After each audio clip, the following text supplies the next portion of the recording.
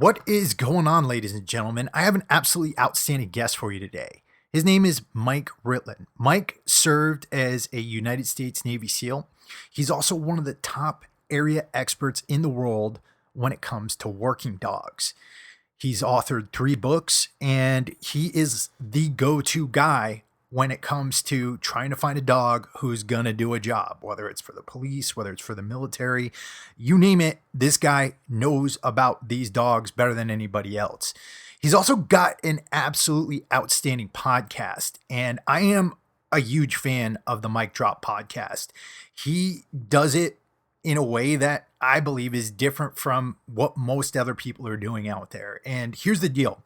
When it comes to podcasts, and I don't like bad mouthing other podcasts because I've fallen into this too, but when it comes to podcasts, a lot of them are just kind of clones of each other. Like, you'll listen to an interview, guests will go on to multiple different shows, and when you hear a guest on one show, the interview sounds exactly like the same thing you get when you go to other shows. That doesn't happen on the Mic Drop podcast.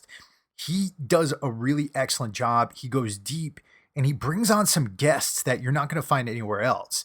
A couple of my favorite episodes, he did one with codename Johnnie Walker. Johnnie Walker was one of the interpreters in Iraq. He was an Iraqi interpreter, and he worked with the Navy SEALs, and he wrote a book about his experience. And that interview that Mike did with him, I think every American should be required to listen to that interview. It just was absolutely outstanding. He also brought on Eddie Gallagher. He gave Eddie Gallagher, the Navy SEAL who was accused of doing all kinds of horrible things. He gave Eddie Gallagher a chance to speak, and he didn't go easy on Eddie. And one of the things I say to Mike during this interview is you got things from Mike doing the interview that you wouldn't have gotten from somebody from 60 Minutes, because Mike has his expertise as a Navy SEAL. He understands leadership. You're not going to get that from some reporter or anything like that. And I loved the way that he gave Eddie a chance to speak and to tell his side of the story of things. I had a great conversation with Mike. We talked about how he got his business started, how he made his transition out of the SEALs. We talked a bit about politics, and that's another thing about Mike. He's not scared to offend anybody. And that's where I tried to bring this interview. And I really wanted to bring that out of Mike in this interview, and I hope I did a good job of that for you. At any rate, I'm a huge fan of Mike. I'm really, really happy he came on the show. Hope you guys get a lot out of this interview. Hope you enjoy it. And here's the deal, guys. This is the Warrior Soul podcast. What I do here is I bring information to empower U.S. military veterans to live their best lives so that they could show up as wiser, stronger, more capable versions of themselves in the civilian world. Try to deliver tools, tactics, and strategies for you guys so that you can apply them right after you listen to one of these episodes. If you enjoy this podcast, I don't care if you ever spend a dime with Warrior Soul, ever. All I need from you is to share these episodes out and spread the word about us. And you do that in a couple ways. You could share these episodes with somebody who needs them. You could tell people about the show. You could head over to iTunes and just write us a written rating and review. And also, please make sure you're subscribed to the podcast. None of that costs you anything. It takes just a second. And every time you do it, you're helping me to put this information to the ears of more veterans. So I appreciate all of you. I really appreciate Mike Ritland for coming on here. And I'm going to stop yapping my trap over here, and let's get into this awesome conversation. Mike Ritland, welcome to the Warrior Soul podcast, man. Thank you. I appreciate you having me on. I was just telling you before we hit record, I am a huge fan of your podcast, man. You do the job really, really well. Well, I appreciate that very much. I'm always humbled to have support of anybody, but especially fellow podcasters and interviewers. So that means a lot coming from you. I appreciate it.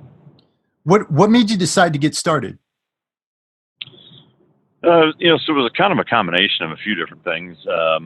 I'd say primarily it was just a lot of different people had asked if I'd considered it or if I would consider it, or they just thought it was a good idea. And I wouldn't say scoffed at it, but I was like, well, that's your opinion. I appreciate it. But, and just after a couple of years of being kind of approached or asked about doing it enough, I was like, well, screw it, why don't I give it a shot and see how it goes.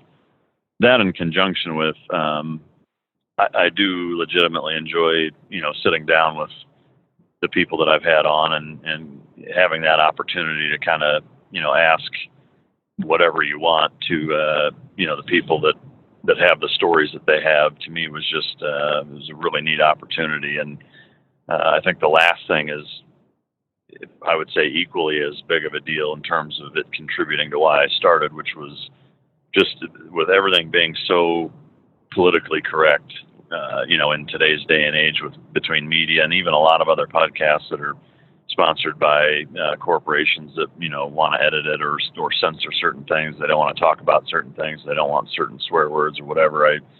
There's a significant portion of the population that really craves and is starved for that type of dialogue because it's so rare and so few and far between nowadays. So it gave me an opportunity to kind of be myself.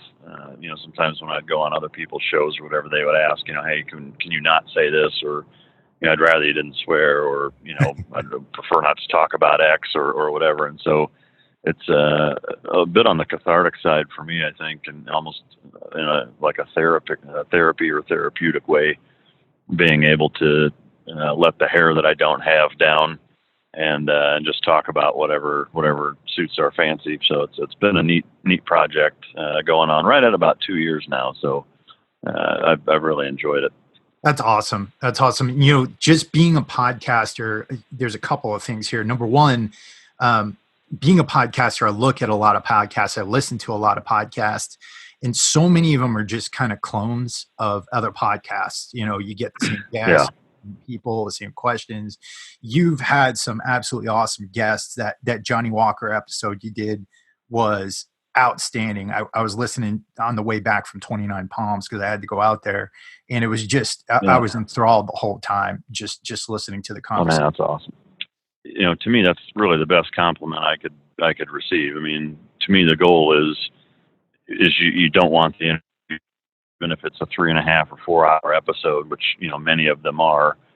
To me, if at the end of it, people are like, "Fuck, I could have listened to you for another 5 hours," like then I did my job right, and that's really my goal is to be entertaining, not necessarily shock jock value. A lot of times people, I think, kind of ask, why the edge, or why ask some of the questions you do. I mean, and for me, it's really about, that's what I'm interested in. I know there's a lot of other people that would ask or want that same question asked. And the whole, we don't give a shit about your feelings in the prelude it's not like a Howard Stern or, Johnny Knoxville jackass kind of thing of let's see, what's the most ridiculous thing we can say to get a rise out of somebody. That's for sure not the angle.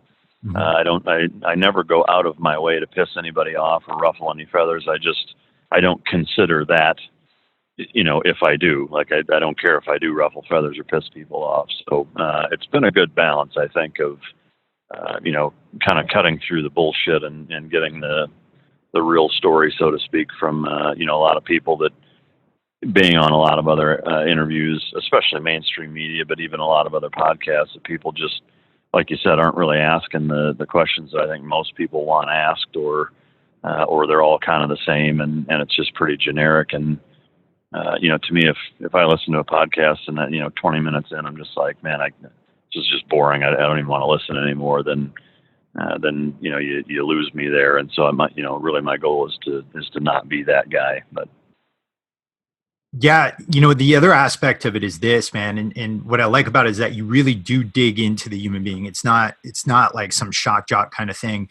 But the other aspect of it is this, man. With the way things are going on today, in the political realm, and the the SJW realm and everything like that, I think that people forget that this experiment that we have in a constitutional republic is still an experiment. And I think what podcasts like yours do, and some of the other ones like Jocko's and humbly I'll say mine as well, is that what you're essentially doing is you're training people how to be free, right? And I think that's important. It's so important because people forget.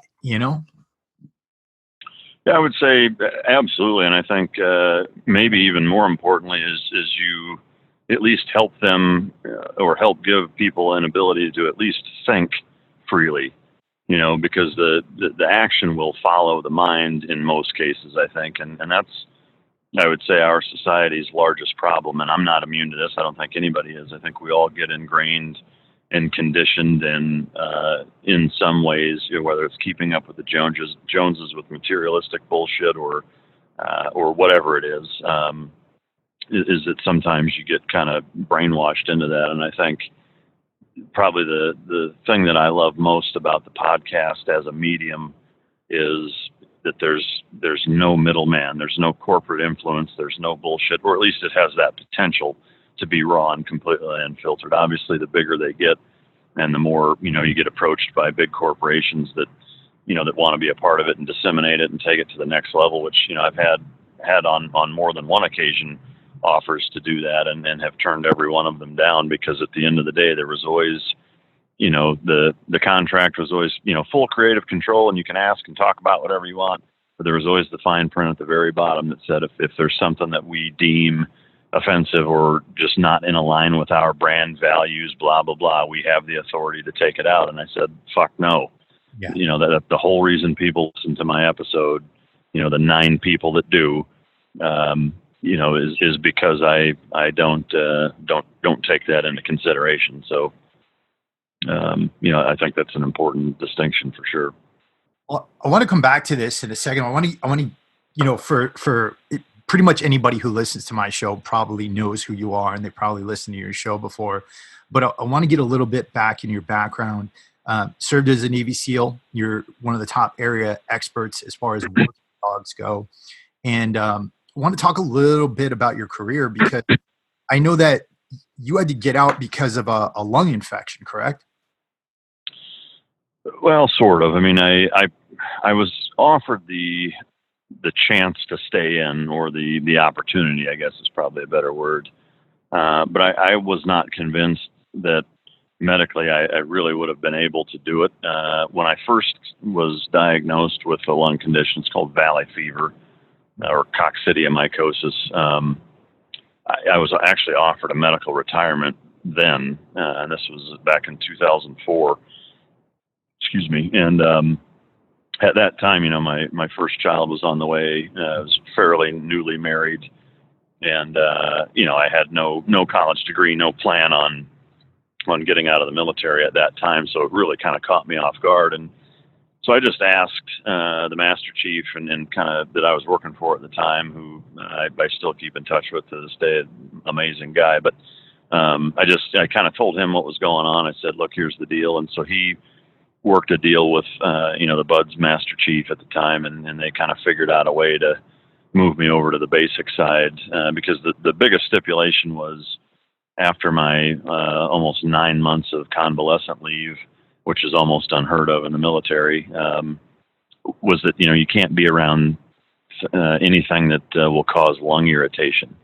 And pretty much every aspect of being a Navy SEAL, you're in environments where that's the case. And the only exception is being a BUDS instructor. There's not a lot of stuff going on there, lung irritant wise. So I went over there and finished my time there, got my degree, had both my kids, and did some other schooling through the GI Bill while I was there, and formulated kind of a better plan to be way better set up to get out. And then at that time, I was still offered a handler position on the West Coast SEAL Canine program. They offered that position, but I honestly was not convinced that physically I would have been able to really keep up with it. I lost about 40% of my lung capacity for good, and so it was just for me. It was largely a personal decision of saying, I think I can make more of an impact by starting my own company and training lots of dogs, handlers, putting on courses, importing, breeding, whatever. I'd rather be around now that my kids are here. I've been gone nonstop for the last 12 years. And then lastly, I wasn't 100% confident in my own physical ability to be able to do the job and provide, asset type augmentation vice being a liability to the team. And so all of those things combined, it was relatively easy decision for me to get out. Still tough to separate after basically growing up in the Navy, because I came in right at 18 and got out when I was a little over 30. So, kind of the growing up years of your life, if you will. But ultimately, I wouldn't be where I am today had I stayed in, and I think everything's worked out pretty well. Yeah, I want to ask you, what was that like for you psychologically? Like, were you initially focused on potentially opening up a business, or did that come to you after a while, or was there a period where you had to adjust and had to say, okay, this is my new life now, and this is what I got to work toward? So it was psychologically not difficult at all, which I feel very, very fortunate in being able to say that, because with a lot of guys, I don't think it is. And I think the reason that it wasn't for me, looking back on it, is that because I had a pretty tangible plan and purpose built, execution style plan of how to go about obtaining that goal. And there was an element absolutely of me wanting to start my own dog company, and do dogs for a living, so to speak. I was not 100% sure on how I was going to do that. And so when I first got out, I actually took a job with ExxonMobil as a drilling rig supervisor. So I went, I did a little bit of stateside contract work, teaching some just basic pistol and rifle marksmanship to some active duty Army first Armored Division guys through this contractor program that was going on at the time. And while I was doing that, got the interview at Exxon, got the job, and then started working for them, within a couple weeks of being separated from the Navy. And I spent that time, which was it wasn't even quite a year. It was just shy of a year. It was about 10 months that I worked for them. And while I was doing that, was getting everything set up. It was a unique position schedule-wise, in that I had 2 weeks on and 2 weeks off. So the 2 weeks I was on, I was gone and working and whatever. But then when I was home, I had 2 full weeks to work nonstop on, like I said, laying concrete and putting kennels up and administratively getting stuff in order. And I partnered with a couple of other special operations guys that had pretty extensive contractor experience, as well as business experience. And then we launched the first dog company. Did that for a few years. Kind of had a little bit of a falling out, myself and one other gentleman, with the other guy. Just leave it at that, and spare you the details. But and then started my current one, Tricos, right after that. And that's when I had finished up my time at the West Coast on the multi-purpose canine program for the SEAL teams out there. It all kind of came together at once. As I left the West Coast, I started the new company, and then it was just me 100%. Wrote the books, did the 60 Minutes, and kind of launched into my own dog company from there. But to your question, circling back, even though, if I think back to like what I thought I would be doing back then versus what I'm doing now, and the pivots that I've made, and the transformation process that's taken place in that, almost 12 years now. While I didn't plan every step of the way, it was what I wanted to do in terms of make a living working with dogs in some capacity, and these types of dogs. So having that as kind of the backdrop, that I always kept my pivots and my, adjustments that I needed to make business-wise, like any entrepreneur does. That was always at the forefront, and provided the necessary context for me to continue to do everything how I was doing it. So, again, I've seen a lot of guys struggle with getting out and not having a purpose and being pretty fucking miserable. And I feel for those guys. And I think it just makes me even more humbled and just very gratuitous knowing that I didn't have to deal with a lot of that. So. Well, you're fortunate, but you also found the purpose. Like you can't just kind of sit there and wait for purpose to show up. You kind of go out. Oh, for sure. Get it right.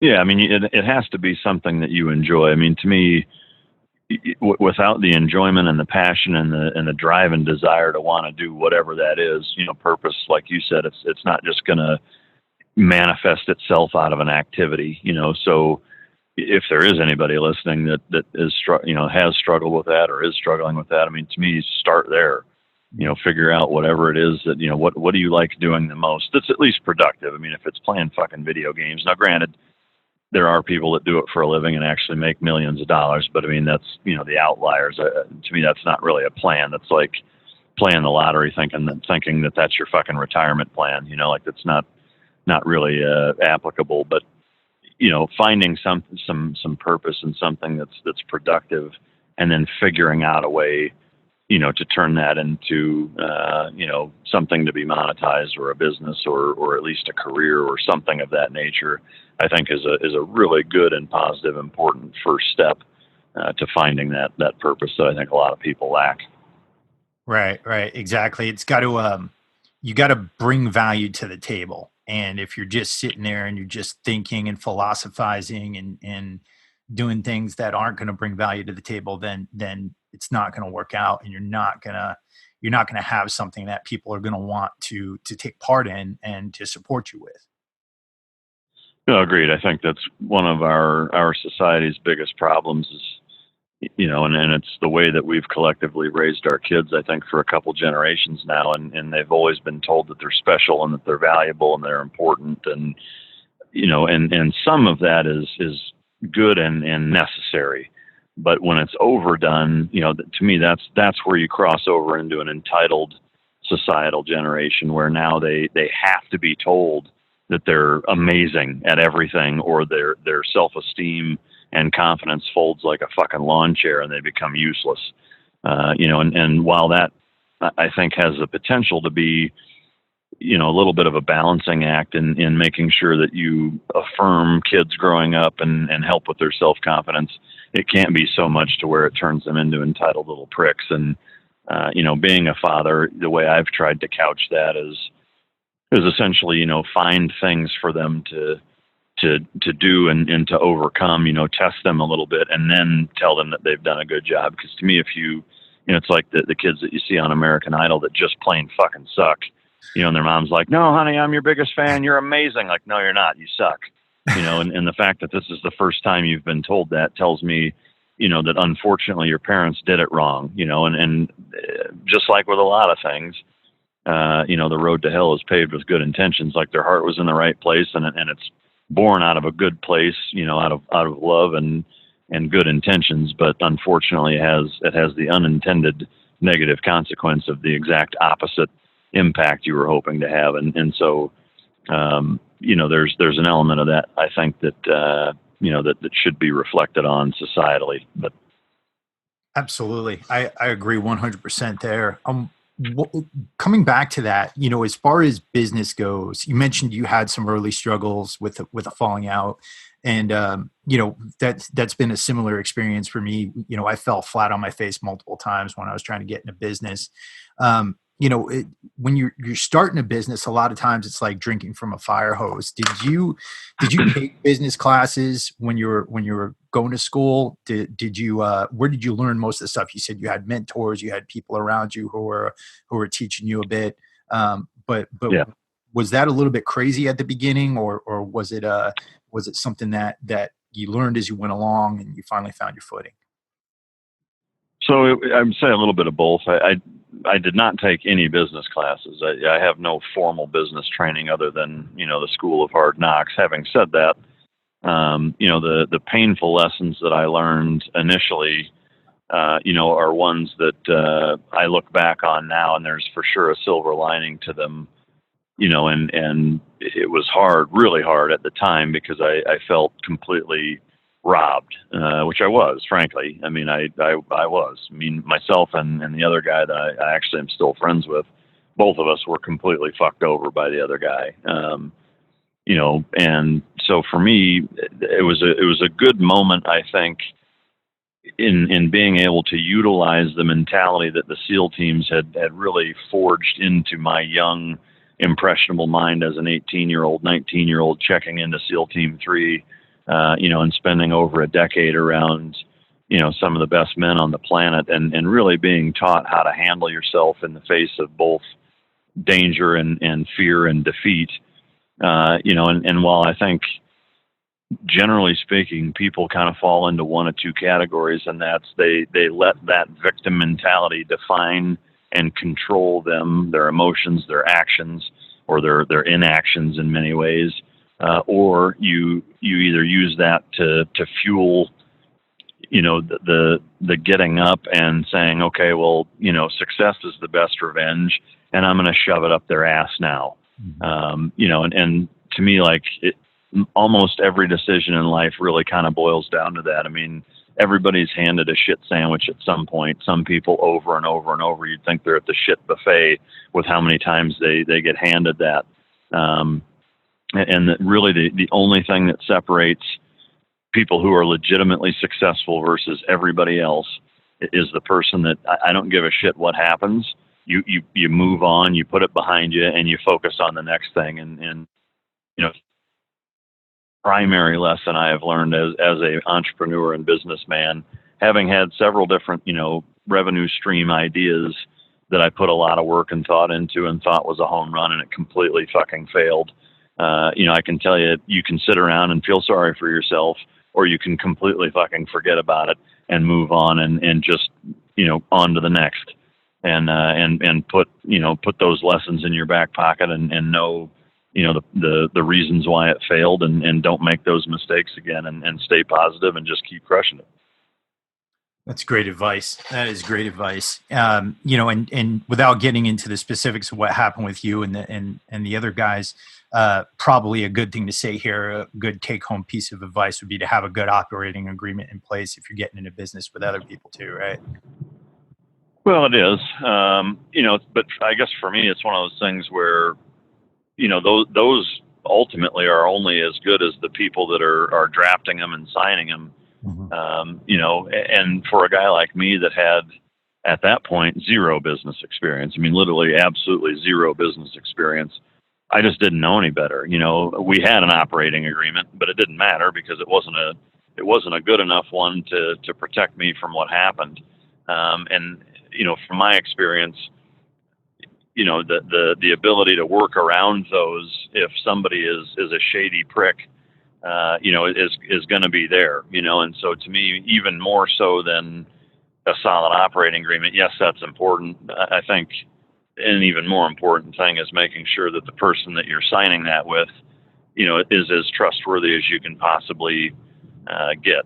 There's no guarantees, but it was a tough lesson learned for sure, and certainly made me wise up on some things, but I would say that, at least as much as trying to understand paperwork better and having better things in place ahead of time, is it taught me not to trust people just because they were cut from the same cloth as me, or on the transverse, don't not trust somebody because they have a totally different experience than also. So for sure, it was good lessons learned. But absolutely. And in addition to all the business knowledge that you have, and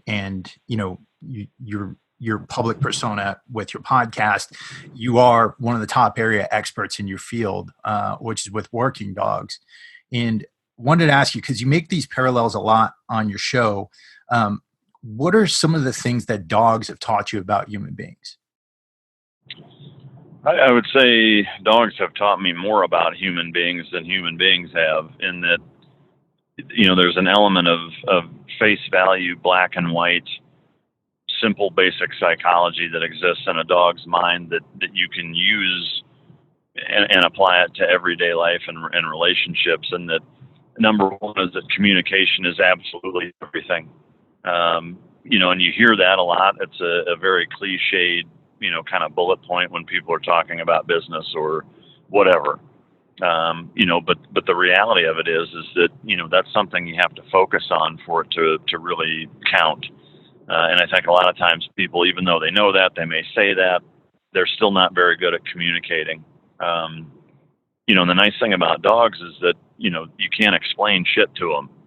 So everything has to be done in action, and just that simple tactic or principle or technique, whatever you want to reference it as, has been more valuable than anything is because, you can talk a great game. One of my favorite adages is, what you do speaks so loud I can't hear what you say.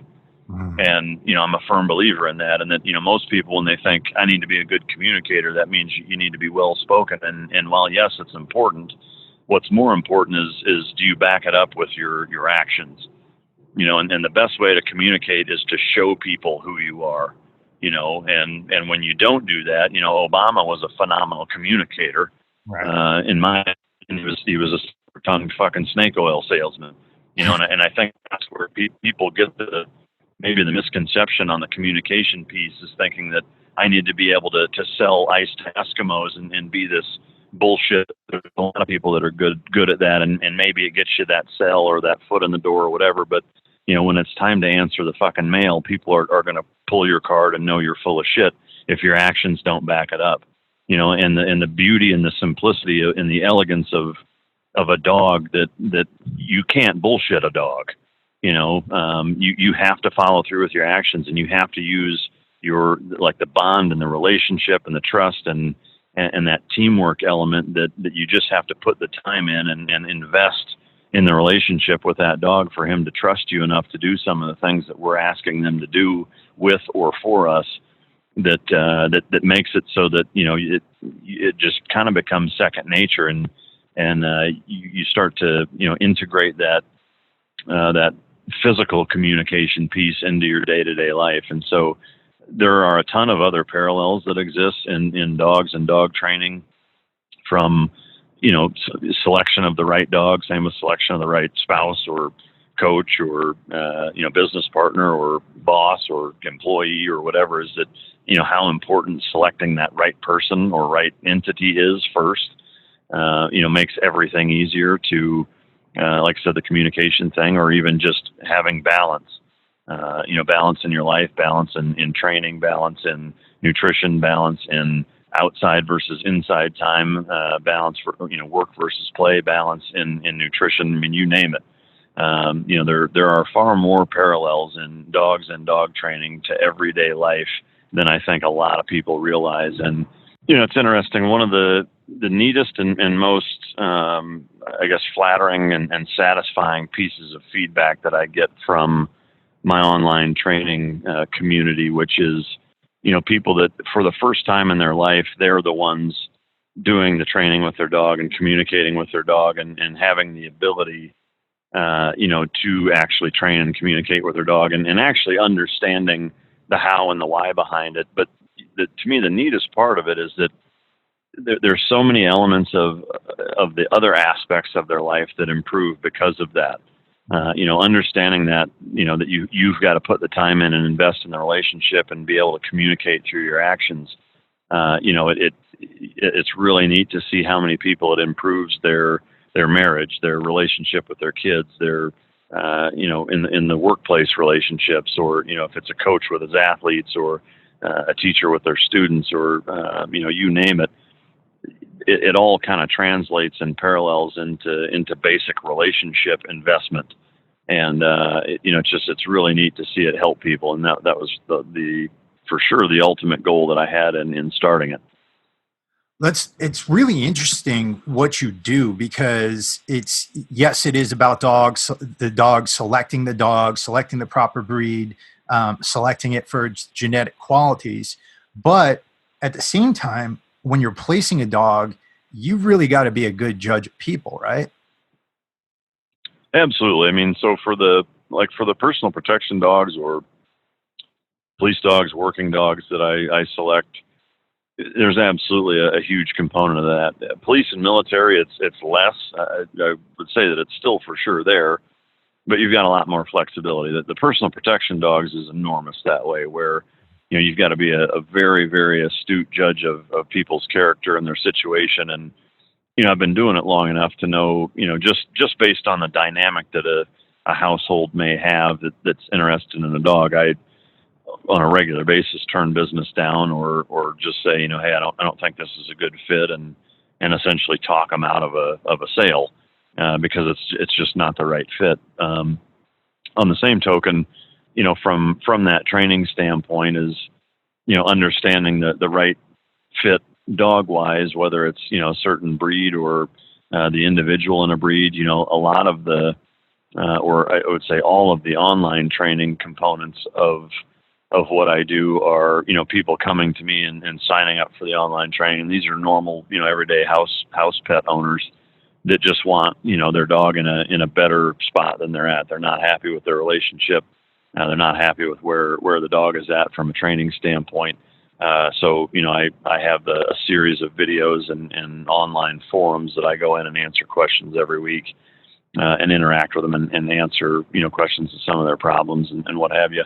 And, just seeing the transformation when that light bulb goes on and people understand, what to do and how to do it. And most importantly, why it works. And that's when they kind of cross over into being able to apply it to a lot of other things as well. It's really neat to see. It's awesome. And, obviously you're a very busy man. You've got multiple components of your business. Right now you're on the road. You just made a delivery. And you said a lot of times when you're delivering the dog, you're actually driving out to keep the dog off a plane. How do you structure your week and your days to stay on top of everything? Well, to me, it's really an element of prioritizing. There's plenty of people that are every bit as busy as I am or busier. There's plenty of people that are less busy that are a mess. To me, just like anything else in life, is that you've got to determine, okay, like almost like an ER nurse would triage a bus crash, and there's 30 people coming in. Well, there's only 4 doctors and 8 nurses and a handful of techs and whatever. So, let's figure out what juice being worth the squeeze, what's the most important, what's the biggest priority, and then kind of task your way through those things. And I'm certainly not saying that I have it completely figured out and that I'm always firing on all cylinders. There's times where I misprioritize or drop the ball on something or what have you. But to me, the best way to at least minimize and mitigate that as much as possible is to have some sort of scheduling system, whether it's a Panda planner that you're actually writing in, or using a calendar on your phone or computer, or whatever in between, is that you have some system of saying,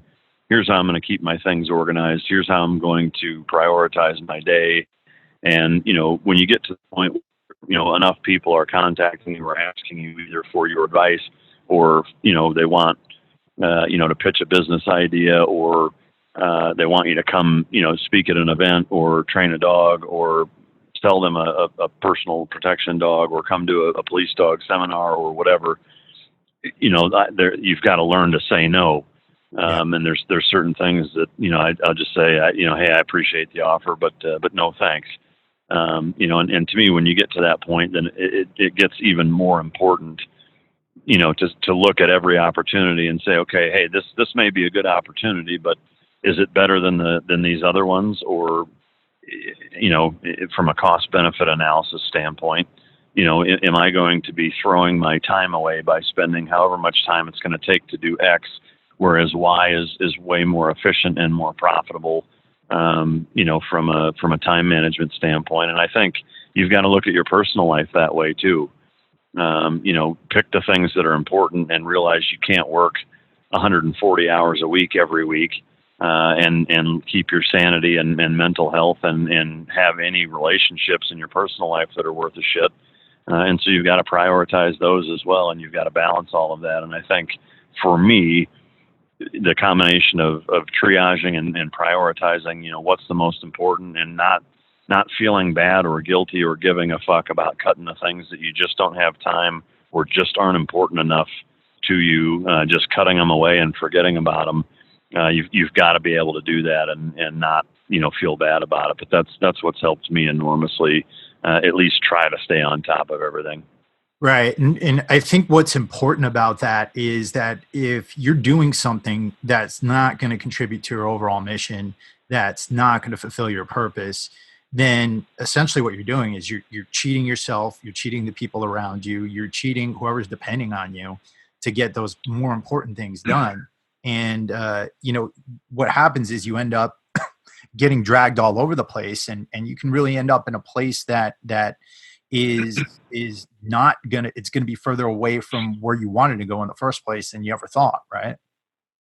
No, absolutely. And that's again the parallel between business and personal life. I think is pretty exact, in that it's jack of all trades, master of none. You can be okay at a bunch of different things, or you can be an absolute fucking Jedi at a handful of them, or maybe it's just one, and that's fine too. But you've got to prioritize things and understand what's giving you the most bang for your buck, and not waste step over a dollar to pick up a dime.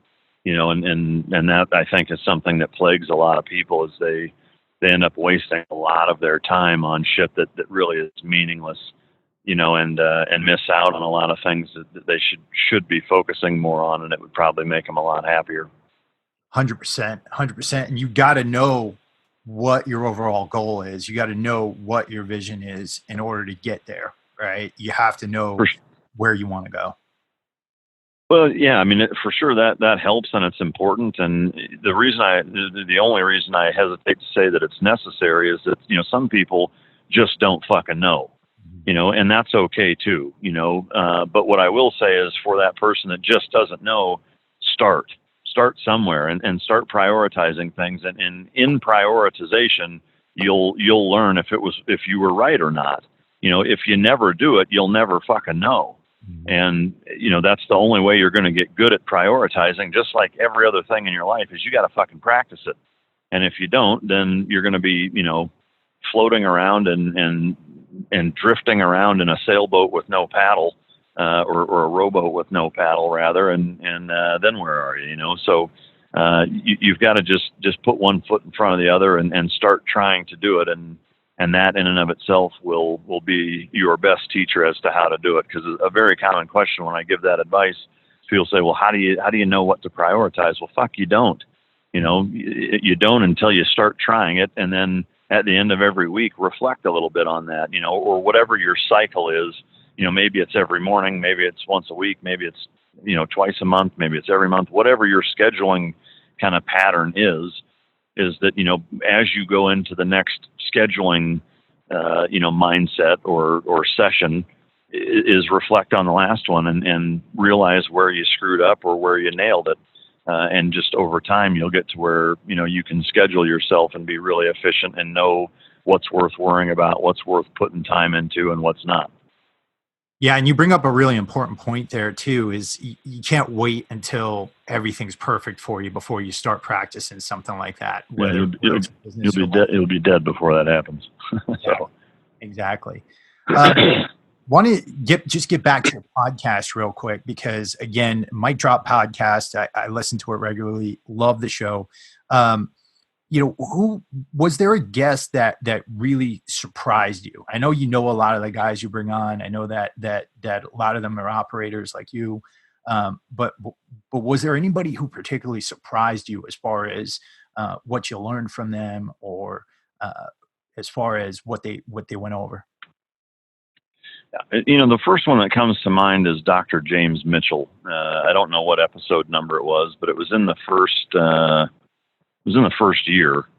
So it was earlier on. It was maybe in the teens or early 20s maybe. But so he wrote a book called Enhanced Interrogations. And he was basically an Air Force colonel that, as he was getting out of the Air Force, he was retiring, and as his last kind of several years in that branch, had an instrumental role in helping with SEER school, like the logistic, or not the logistics, but the curriculum side of, the psychology based tactics and what to do and why and all of that kind of stuff. So a lot of the brains behind the tactics and techniques used in SEER school and in interrogating.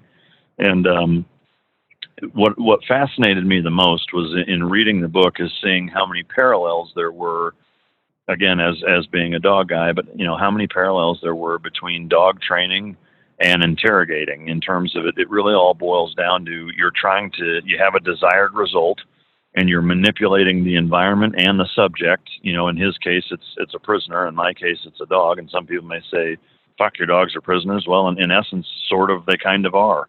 Obviously, you're utilizing completely different tactics and techniques to make things overwhelmingly positive, but you're still conditioning an animal to do what you want. And so I was really fascinated by the parallels between how they use the environment and their sessions with these prisoners to get what they want out of them. And where I think, to pinpoint the most surprising thing, just from the entire conversation, was that they weren't there to punish the prisoners, and that's where a lot of people had a hard time wrapping their mind around when they heard they were letting them work out and giving them like GNC supplements and letting them practice and utilize different martial arts techniques and things to exercise and to practice, and a lot of people were pissed in hearing that. But the biggest takeaway that he said was, our job is not to punish these guys. That comes, once they go through a trial, if they do, and then whatever the sentence is, then that's their punishment. We're interrogating them.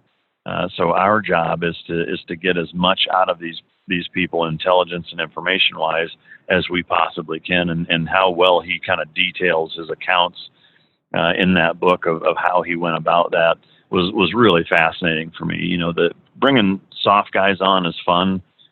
We have a lot in common. It usually makes for a really good and entertaining discussion and chew the fat or shoot the shit session, which everybody loves and they're popular. But those are pretty easy. I mean, it's kind of a softball for me. Whereas, a guy like that has a very different background, even though he was in the military, and his experiences in his book, talking about right after 9/11, how the CIA brought him, into their umbrella, and he played an instrumental role in breaking Khalid Sheikh Mohammed, the mastermind of 9/11. He spent hours and hours and hours interrogating this guy, and there's a lot of different sections of the book that really kind of synopsize some of his discussions with some of these guys, and it's both scary and entertaining at the same time. But that was probably my favorite interview. That sounds absolutely fascinating. You said the book was Enhanced Interrogations? Yeah. Dr. James Mitchell is the author and the gentleman that I'm talking about. And I didn't want the interview to end, while I was doing it. And it was fascinating. That's awesome. You also recently gave Eddie Gallagher a chance to tell his side of the story, which I definitely liked that episode as well. Oh, thank you. Yeah. To me, that was a really important one to be told. There was, pretty heavy narrative that was out there in the media that was largely inaccurate. And so I felt partially obligated to say, hey, I'm not going to, throw the guy softballs and stroke his ego and say you didn't do anything wrong and not ask any tough questions. Like I want to ask you the questions that I have and the same ones that most people have. And, I thought it was a great interview. It certainly gave me a lot of positive perspective on who he is and what he didn't do and kind of how the whole thing transpired to be what it was. And I think that's important, to, unfortunately, when Trump got involved, and even something as simple as like a lot of people that hate Trump or, that by default, because he got involved, hate Eddie, because Trump had some role in it, does a huge disservice and kind of puts the cart before the horse and gives you the, guilty until proved innocent type of environment, which is toxic. And a lot of people, primarily on the left, but there's certainly plenty of either middle of the road or even right wing type folks that don't like him or think that he's a murderer or whatever. And then the biggest misconception I think that I took away from is that a lot of people think that he was pardoned by Trump, and he wasn't. Right. He was railroaded in terms of pretrial confinement and access to lawyers and just a reasonable ability to be able to organize his team to be able to rightly defend himself was cut at the knees over and over. And all Trump did was leveled the playing field enough to give him what he was duly owed, which is, a shot at his day in court, which, he had to fight to even get that. And even still, with all of the challenges, was wildly acquitted by a jury of his peers, so that's the process. That's how it's supposed to work. And it did, and it only worked, I think, even remotely well, or how it was supposed to, some semblance thereof, is because Trump got involved and made sure that he was at least given a fair shake, because at first and for, the better part of a year leading up to the trial, he just absolutely wasn't. And to me, partisan and politics aside, anybody that has the mentality of, well, fuck him anyway, like, that's dangerous. That's really dangerous, to say, well, I hate our president, and since he got involved, fuck that guy too. He shouldn't have his fair shake. Send him to fucking prison. That's communist Soviet gulag bullshit, and if that's what you think is just, then we've got much bigger problems than somebody who you think is a war criminal who isn't even, so it was an important interview to do, for sure. It was one that, I knew that, at least in some ways I would take some flack on, and I don't give a shit. Right. I don't ever do interviews or not do interviews because I'm worried about, somebody thinking negatively. I do the ones that I think should be done, and I'll never apologize for that. But what I really appreciated about that interview, as opposed to, let's say, if like 60 Minutes did an expose and they sat him down, having you as an experienced operator interview him brought forth so many valuable leadership lessons, because you saw the human dynamics behind everything that was going on. And I thought that you brought that out really well during that interview. And if anybody wants to get educated on that situation, I highly recommend listening to that episode. No, I agree. I mean, and I think, not to piggyback off of or steal any of Jocko's thunder, but when I was on his podcast, like the parallels between his first book, Extreme Ownership, and my training book, Team Dog, is they're really similar. In that, it ultimately, like, you've got to take the responsibility if things are fucked up. And if you don't, then you're never going to grow, you're never going to learn. And there's going to be, continued resentment. So, to me, it's important to say, one of the questions that I wanted to make damn sure that I asked him is like, where do you feel you fucked up, and how do you think you could have done better? Because nobody's perfect. And so it's easy to sit there, especially being railroaded like that, to just motherfuck the other guy and say that they were in the wrong 100%. But, it's always, two sides to every story. And here's an opportunity for you to hold yourself accountable publicly and explain what that looks like. And I think he did a great job in talking about it. Now, I want to bring this up before we get off, because it's kind of like the elephant in the room as this conversation goes. But, the way the country's going right now, with a lot of the political correctness, a lot of the leftists out there, I want to ask you this. Do you feel like there's been an actual change in the country, or do you feel like there's just a minority that's very loud right now because of social media and all that bullshit? Well, I think it started as the latter and has turned into the former, unfortunately. In that, because the vocal minority outshouts the silent majority, is that the silent majority, I think, what you've seen since, say, like 1990, has been a casual and gradual shift towards what the vocal minority is screaming, and it's almost conditioning everybody else to abide by their bullshit.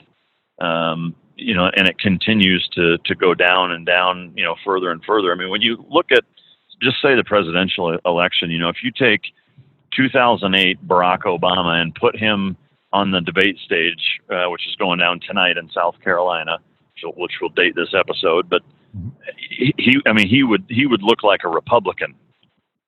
Which, I mean, or borderline. I mean, he would look like a far right Democrat. Because I think a lot of people don't even realize, like, in that in 2008 in that election, like even then he said, I think, marriage is between a man and a woman. Like imagine, imagine one of the Democratic candidates saying that, like they'd probably get hung, so to see just from 2008 to now, like how far gone it is in terms of leftist policies that are, all of these, social engineering experiments and policies that, from my perspective, have, so little to do with what's really important or worth worrying about. To me, it's fucking scary. Yeah, it's very scary. And, one of the things that bothers me a lot, because after I got out of the military, I went into academia for a while, and I taught at the University of California for a little bit and ended up leaving. And one of the things that really bothers me is that, traditionally we've looked at college as a way of upward mobility. So everybody wants to go to college, right? And when you go on to college campuses these days, it's like a complete indoctrination factory for this type of thought. And, I'm seeing less and less value for people to send their kids off to a 4-year liberal arts education because it seems like everybody's just getting indoctrinated. From my perspective, 100%, and I would say that it's not less and less value. From my standpoint, there's zero value in going to college and getting a liberal arts degree in whatever, 17th century French fucking literature. Like that is useless as tits on a boar at this point. The only college degrees, in my opinion, that are worth having are something that's a tangible skill set that has follow-on training, a doctor, a lawyer, coding or web design or, anything in the tech industry, frankly, engineering, things like that, where there's a specific skill set that you have to learn on the job that, isn't somebody's fucking opinion. Those are really the only degrees that are even worth some of the paper that they're fucking printed on anymore. Most degrees, I think, are an absolute fucking scam at this point. And it sucks that that's the case, but it is. Between what they cost and what you get out of it, to me, the American teenager is being fucking swindled by the institutions that are historically regarded as higher education. I think it's an absolute crock of shit. Right. And not just the American teacher, not just the American teenager, but their parents and also taxpayers, because we're ending up paying for a lot of these loans that aren't getting paid off. Yeah, absolutely. To me, it borders on criminal letting, 18-year-olds take out, $160,000 in loans that's going to take them the rest of their fucking life to pay back, between compounding interest and the fact that whatever shit job they get out of college isn't going to come anywhere near what it's going to take to pay that off in any kind of timely fashion. And so, ultimately the student suffers, but in a lot of ways, the parents may suffer, or, ultimately the taxpayer, especially if, a guy like Bernie Sanders that, says free college. Let's just say hypothetically that he actually had the ability to pull that off, which I don't think he does. I mean, between getting, even if he got elected, I don't see that happening, and I don't think the House and Senate is going to approve something like that, because they've got a constituency to answer to and try to get reelected from, that is going to have their ass in a sling, for doing something like that. So, I paid my student loans off. Even with the GI Bill, I still had, tens of thousands of dollars of student loans that I had to pay off, and so me, just like, millions of other people across the country, feel like you're getting the short end of the stick and then some, when people who didn't pay them off and weren't responsible enough or educated enough to, or educate themselves enough on the deal that they're getting themselves into, thinking that it's going to be okay on the other side. They're being rewarded, and the people that did the right thing are being punished. And that's a real good way to cause fucking anarchy in this country. Definitely. I definitely agree with you on that. Well, Mike, number one, I said, I love your show. I think that the lessons that you bring out, just because you're so real in how you talk to people, and you bring things out of your guests that I don't think anybody else could do. So I think you're doing a great job with that. And I want to thank you for coming on here to talk to me and to talk to my audience. Um, any knowing that most of my audience out there are U.S. Marine Corps, U.S. Army veterans, any last parting pieces of advice for these guys? Well, first, I'd like to say thanks for A, having me on, and B, for the kind words on the show. I'm again humbled and honored that to have that kind of feedback from you. So I appreciate it. In terms of advice for them, to bring it back to one kind of singular thing is find your purpose, and that sounds like a fucking bumper sticker or a T-shirt or whatever, but it's legitimate. I mean, that's where happiness lies. I can tell you from having been in different spectrums of the socioeconomic classes, the bracket that you're in has largely no effect on your happiness. There's times where I've been way more broke than I am now and happier, or vice versa, or whatever. And I can just tell you from experiences that money and success isn't what makes you happy. What makes you happy is feeling like whatever the fuck it is that you're doing matters. And to me, that's what purpose is. You hear people say, "Oh, find your purpose," whatever. Like, here's the reality of it: is that whatever the fuck it is that you get up in the morning, that should excite you. And if it doesn't, then you need to figure out whatever it is that is going to make you excited to get out of bed. And as you're falling asleep at night, thinking about what you're going to do the next day to continue whatever it is that you're excited about. If that's not taking place, fix it. Because until you do, you're not going to be happy. You're not going to be satisfied. And you're going to wake up when you're 68 fucking years old and you're going to be like, where the fuck did my life go? And what did I just spend the last 7 decades doing? And to me, that's no way to live it. That is so true. That is so true. And you know what? A lot of you guys listening out there, you guys are still young, and every day is a chance to figure that shit out. Every single day is a chance to figure that out. And man, that was absolutely amazing. And again, I want to thank you so much for coming on. To you guys at home, I want to say this. Number one, make sure you're checking out the Mic Drop podcast. We mentioned a couple of the interviews here. Every show I've listened to was absolutely outstanding. Definitely check out Mike's books. Where can people reach out to you on your website or social media? Where's the best place? Sure. So for the online training, it's just teamdog.pet.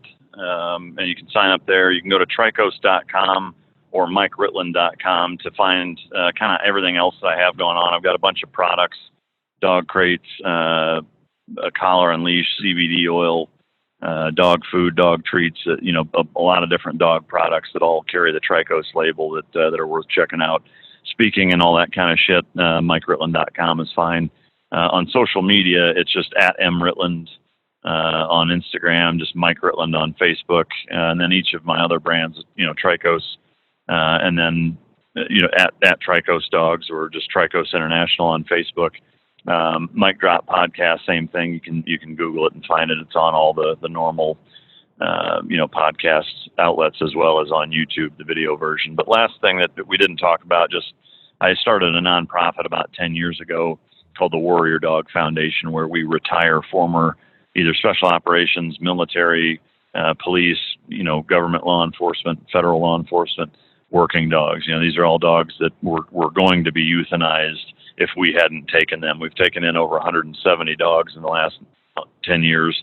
And it's something that, while it's a labor of love, it's incredibly rewarding, and it's something we're very passionate about. So warriordogfoundation.org is where they can find that. And any and all support is greatly appreciated.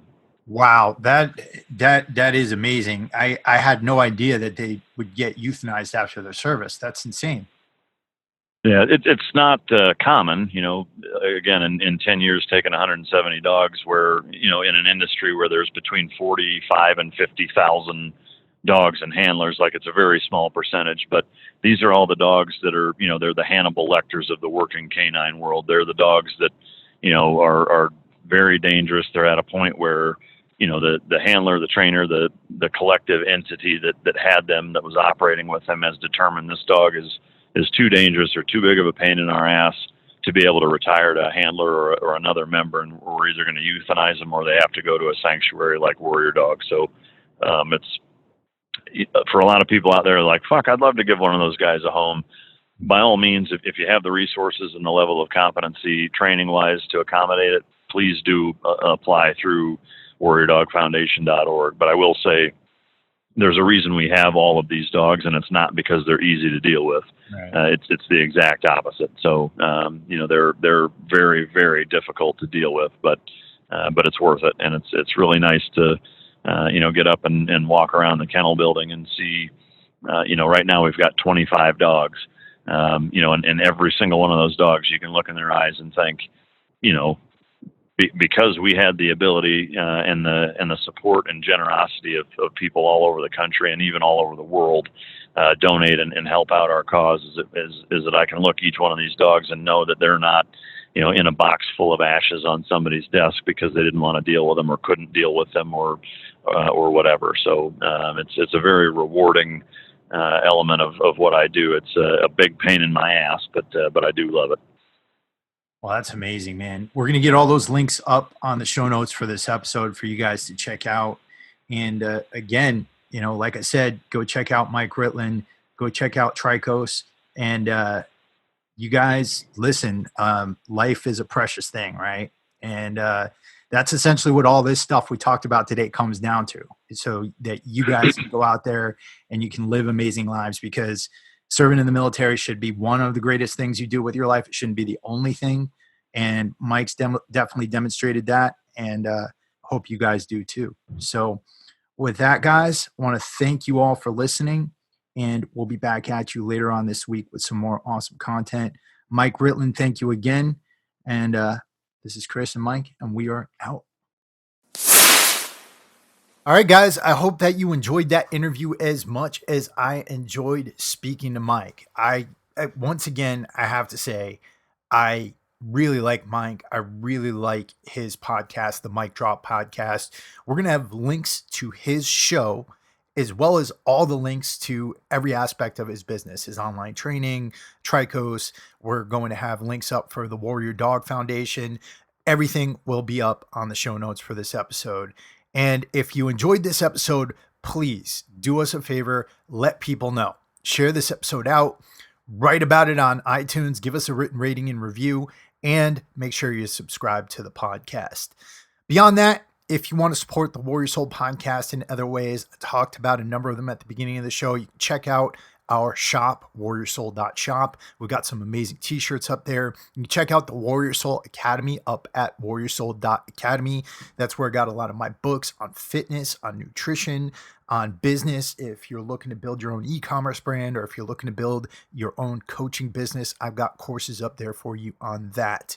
And then beyond that, we've got the Warriors Obituary Society, which is something that I talked about toward the middle of the show. That's our private mastermind.